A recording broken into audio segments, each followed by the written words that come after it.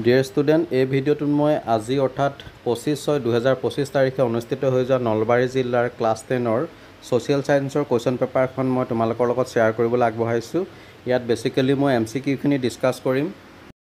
আৰু এই কুৱেশ্যন পেপাৰখন মোলৈ অশেষ কষ্ট কৰি চেণ্ড কৰিছিলে নলবাৰীৰ পৰা 10ম শ্ৰেণীৰ ছাত্ৰ মুস্তাক আলীয়ে। তো মুস্তাকলৈ মই ভিডিঅ'টোৰ আৰম্ভণিতে অশেষ ধন্যবাদ জ্ঞাপন কৰিছোঁ।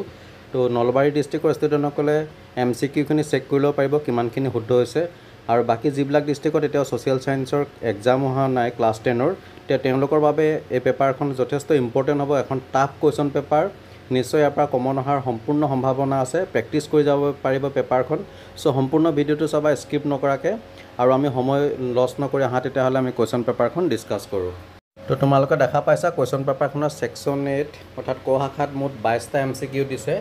প্ৰত্যেকৰ বাবে 4টাকৈ উত্তৰ দিছে বিকল্প, তাৰ পৰা আমি শুদ্ধ উত্তৰটো বাছি উলিয়াব লাগে। তো ইয়াত 1 নম্বৰটোত দিছে বংগ বিভাজনৰ ক্ষেত্ৰত শুদ্ধ বিকল্পবোৰ বাছি উলিয়াই। ইয়াত আমাক 4টা বিকল্প দিছে, তাৰ ভিতৰত কোনকেইটা বংগ বিভাজনৰ লগত জড়িত বা বংগ বিভাজনৰ ক্ষেত্ৰত শুদ্ধ এইটো আমি নিৰ্বাচন কৰিব লাগে। ইয়াত মই গোটেইখিনি পঢ়ি নাথাকোঁ, নহ'লে ভিডিঅ'টো যথেষ্ট দীঘলীয়া হয়। আৰু ইয়াত আমাক যি বিকল্পকেইটা দিছে তাৰ ভিতৰত যদি 1 নম্বৰ যিটো পইণ্টটো দিছে লৰ্ড কাৰ্জনৰ শাসনকালত বংগ বিভাজন সংঘটিত হৈছিল, এইটো শুদ্ধ হয়। আৰু একেবাৰে তলত যিটো দিছে 4 নম্বৰত এণ্ড্ৰু ফ্ৰেজাৰ আৰু জন বাৰ্মিংহাৰ্ট ফুলাৰ নামৰ দুজন ব্ৰিটিছ বিষয়াই বংগ বিভাজনৰ সময়ত লৰ্ড কাৰ্জনক সহায় কৰিছিল, এই উক্তিটো শুদ্ধ হয়। আৰু বাকী দুটা উক্তি অশুদ্ধ। ইয়াৰে এণ্ড্ৰু ফ্ৰেজাৰ আছিল মধ্যপ্ৰদেশৰ মুখ্য আয়ুক্ত আৰু জন ব্ৰামফিল্ড আছিল অসমৰ মুখ্য আয়ুক্ত, মনত ৰাখিবা। তো ইয়াত আমাক যি 4টা অপশ্যন দি দিছে তাৰ ভিতৰত আমি দেখা পালোঁ শুদ্ধ অপশ্যনটো হ'ব অপশ্যন B 1 and 4। 2 নম্বৰত দিছে ঐক্যবদ্ধ বংগ এটা বৃহৎ শক্তি দ্বিখণ্ডিতকৰণেৰে বৃহৎ বংগ শক্তিক ভাঙি ছিঙি চুৰমাৰ কৰিব, এই উক্তিটো কাৰ? এই উক্তিটো আছিল ভাৰত সচিব হাৰ্বাৰ্ট ৰিজলিৰ। গতিকে ইয়াত আমাক যি 4টা অপশ্যন দি দিছে তাৰ ভিতৰত শুদ্ধ অপশ্যনটো হ'ব অপশ্যন A হাৰ্বাৰ্ট ৰিজলি।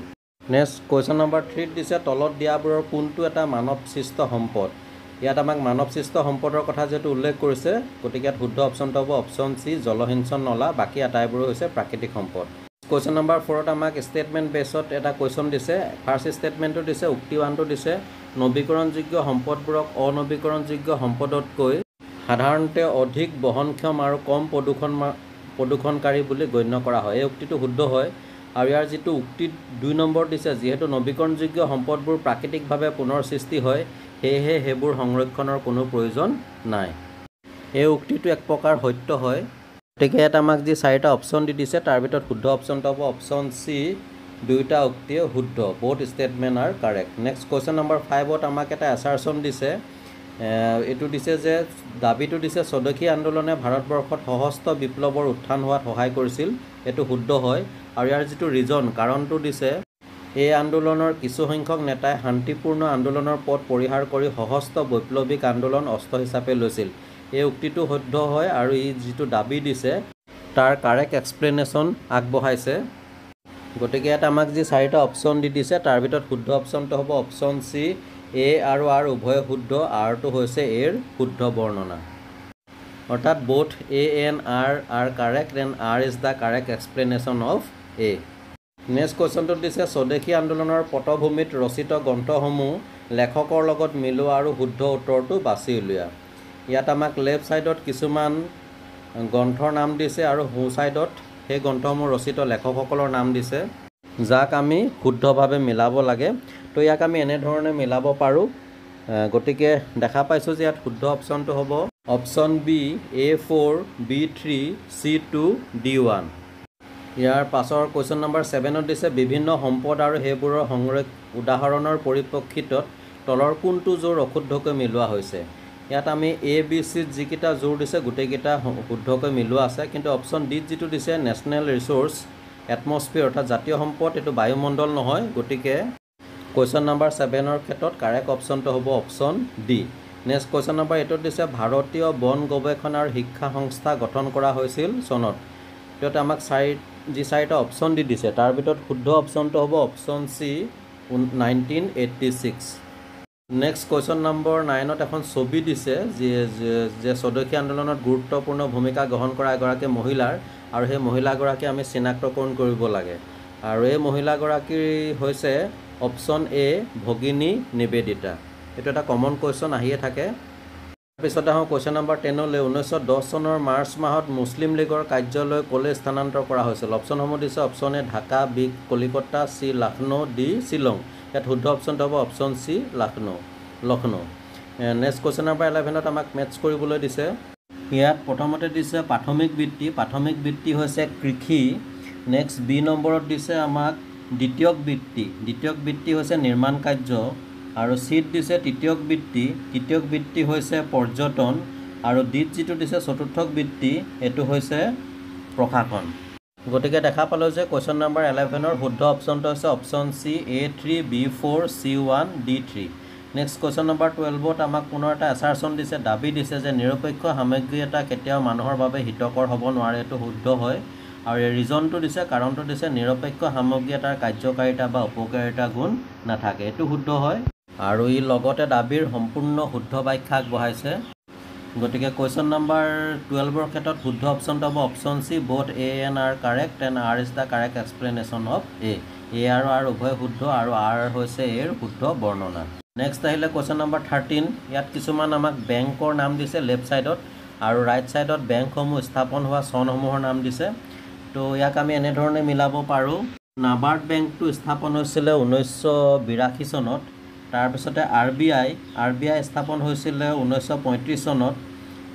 IDBI স্থাপন হৈছিলে 1964ত। আৰু যিটো চিডবিটো স্থাপন হৈছিলে 1989ত। গতিকে দেখা পালোঁ যে ইয়াৰ ক্ষেত্ৰত আমাৰ শুদ্ধ অপশ্যনটো হ'ব option D A3, B1, C4, D2। Next question number 14ত দিছে মুদ্ৰাৰ তাৰল্য গুণ সন্দৰ্ভত তলৰ উক্তিকেইটা বিবেচনা কৰা আৰু শুদ্ধ উত্তৰটো বাছি উলিওৱা। তো প্ৰথম উক্তিটো দিছে মুদ্ৰাৰ তাৰল্য গুণ বুলিলে এটা সামগ্ৰীৰ সেই সক্ষমতাক বুজায় যাক তৎক্ষণাত আৰু প্ৰত্যক্ষভাৱে সমমূল্যৰ সা সামগ্ৰীলৈ বা সেৱালৈ ৰূপান্তৰ কৰিব পাৰি। এইটো শুদ্ধ হয়। আৰু বি নম্বৰ দিছে মাটি, সোণ আৰু ৰূপৰ দৰে পৰিসম্পদৰ তুলনাত মুদ্ৰাৰ তাৰল্য গুণ সৰ্বাধিক। এইটো শুদ্ধ হয়। গতিকে দেখা পাইছোঁ যে ইয়াত শুদ্ধ অপশ্যনটো হ'ব option C both A and B are true। A আৰু B দুয়োটা সঁচা। নেক্সট কুৱেশ্যন নম্বৰ 15ত দিছে অমুদ্ৰিত ধাতুমান ব্যৱস্থাত নিম্নলিখিত কোনবোৰ অসুবিধাই দেখা দিছিল? ইয়াত যি 4টা সমস্যাৰ কথা কৈছে, প্ৰথমটো দিছে নকল ধাতুৰে ব্যৱহাৰৰ ফলত হোৱা বিশ্বাসৰ সমস্যা। এইটো শুদ্ধ হয়। আৰু লগতে 3 নম্বৰত যিটো দিছে মুদ্ৰা পৰিবহণত সুৰক্ষাৰ সমস্যা, এইটো শুদ্ধ হয়। গতিকে ইয়াত শুদ্ধ অপশ্যনটো হ'ব option B 1 and 3। Next question number 16ত আমাক পুনৰ এটা এছাৰশ্যন উক্তি দিছে যে প্ৰতীকী মুদ্ৰাৰ লিখিত মূল্য তাৰ ধাতুগত মূল্যতকৈ বেছি।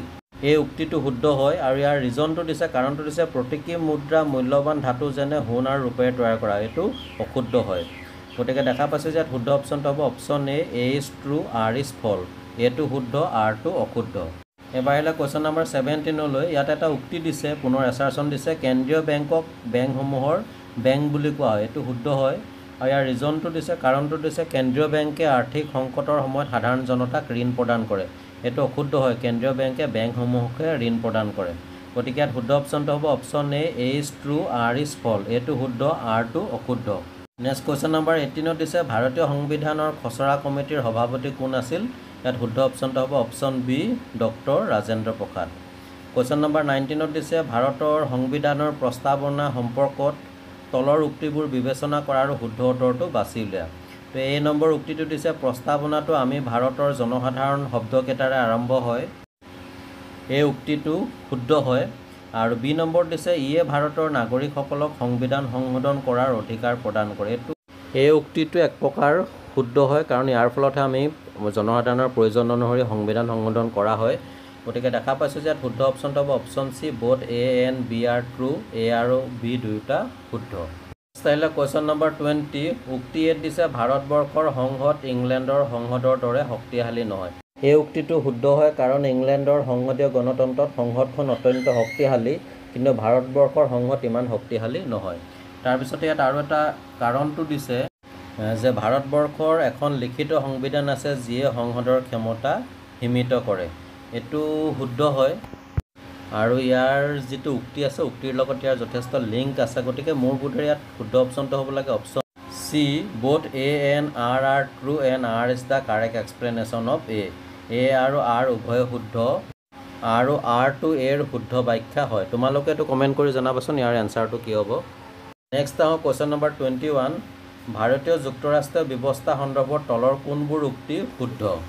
ইয়াত আমি যুক্তিসমূহ যদি ভালদৰে চাওঁ, ইয়াত 2 নম্বৰত যিটো যুক্তি দিছে, প্ৰতিখন ৰাজ্যৰ বাবে সুকীয়া সংবিধানৰ ব্যৱস্থা আছে, এইটো অশুদ্ধ হয়। বাকী 1, 3 আৰু 4ত যিকেইটা যুক্তি দিছে গোটেইকেইটাই শুদ্ধ হয়। গতিকে এই কুৱেশ্যনটোৰ শুদ্ধ অপশ্যনটো হ'ব option D 1, 3, 4। Question number 22 last MCQ। ইয়াত এটা এছাৰশ্যন দিছে, উক্তিটো দিছে, ভাৰতৰ যুক্তৰাষ্ট্ৰীয় ব্যৱস্থাটোক অৰ্ধ যুক্তৰাষ্ট্ৰ বা কেন্দ্ৰীভূত যুক্তৰাষ্ট্ৰ বুলি কোৱা হয়। এই উক্তিটো শুদ্ধ হয়, কাৰণ সংবিধান প্ৰণেতা পণ্ডিতসকলে এনেধৰণে ব্যাখ্যা আগবঢ়াইছে ভাৰতীয় যুক্তৰাষ্ট্ৰীয় ব্যৱস্থাৰ সপক্ষে। ইয়াৰ কাৰণ যিটো ৰিজনটো দিছে, ভাৰতৰ কেন্দ্ৰীয় চৰকাৰ ৰাজ্য চৰকাৰতকৈ অধিক ক্ষমতাশালী। এই যিটো ৰিজন দিছে, ৰিজনটো শুদ্ধ হয়, কাৰণ যদিও সংবিধানে 3খন সূচীৰ জৰিয়তে কেন্দ্ৰ আৰু ৰাজ্য চৰকাৰৰ মাজত ক্ষমতাৰ ভাগ বিতৰণ কৰিছে, তথাপি সকলো গুৰুত্বপূৰ্ণ ক্ষমতা কেন্দ্ৰৰ ওচৰতে কেন্দ্ৰীভূত হৈ থাকে। আৰু এই ৰিজনটোৱে যিটো উক্তি আছে তাৰ সম্পূৰ্ণ শুদ্ধ ব্যাখ্যা আগবঢ়াইছে। গতিকে শুদ্ধ অপশ্যনটো হ'ব ইয়াত option C, both A and R are true and R is the correct explanation of A। A আৰু R উভয় শুদ্ধ, আৰু Rটো হৈছে এৰ শুদ্ধ ব্যাখ্যা হয়। তো ডিয়াৰ ষ্টুডেণ্ট, MCQখিনি ইমানতে শেষ হৈছে। বাকী যিখিনি তোমালোকৰ বাবে ছেকশ্যন বিত কিছুমান কুৱেশ্যন দিছে 2, 4, 3 মাৰ্কৰ, এইখিনি তোমালোকে প্ৰেক্টিছ কৰি যাবা পৰীক্ষা দিবলৈ যাওঁতে। নিশ্চয় ইয়াৰ পৰা বহুকেইটা কুৱেশ্যন তোমালোকৰ পৰীক্ষাত আহি যোৱাৰ সম্ভাৱনা আছে, যিহেতু চিলেবাছ একে, টেক্সটবুক একে, গতিকে কমন পৰা সম্ভাৱনা আছে। আৰু ইয়াৰ লগতে তোমালোকৰ যিখন চিলেবাছ আছে, চিলেবাছত যিকেইটা ছাবজেক্ট অন্তৰ্ভুক্ত হৈছে সেইখিনি সম্পূৰ্ণ কভাৰ কৰি যাবা। প্ৰতিটো পাঠ খৰচি মাৰি পঢ়ি যাবা। তো পাঠৰ পৰা যিকোনো যদি MCQ দিয়ে বা যিকোনো কুৱেশ্যন দিয়ে তাৰ উত্তৰ লিখোঁতে তোমালোকৰ অকণো অসুবিধা নহ'ব। তো ছ'চিয়েল ছায়েন্স যিটো এক্সাম আছে কাইলৈ, যিসকল ষ্টুডেণ্টৰ, সকলোলৈ মোৰ ফালৰ পৰা অশেষ শুভেচ্ছা থাকিল। আশা কৰোঁ সকলোৰে এক্সাম নিশ্চয় ভাল হ'ব। আৰু এনেদৰে মই যিমানখিনি পাৰোঁ তোমালোকৰ সহায় কৰি যাম, যাতে তোমালোকে পৰীক্ষাত এটা ভাল ৰিজাল্ট ক্ৰিয়েট কৰিব পাৰা। তো চাই থাকিবা এনেদৰে RB লাৰ্ণ কাম এণ্টাৰটেইনমেণ্ট। আন এটা ভিডিঅ'ত তোমালোকক পুনৰ লগ পাম। আজিলৈ আহোঁ, ধন্যবাদ।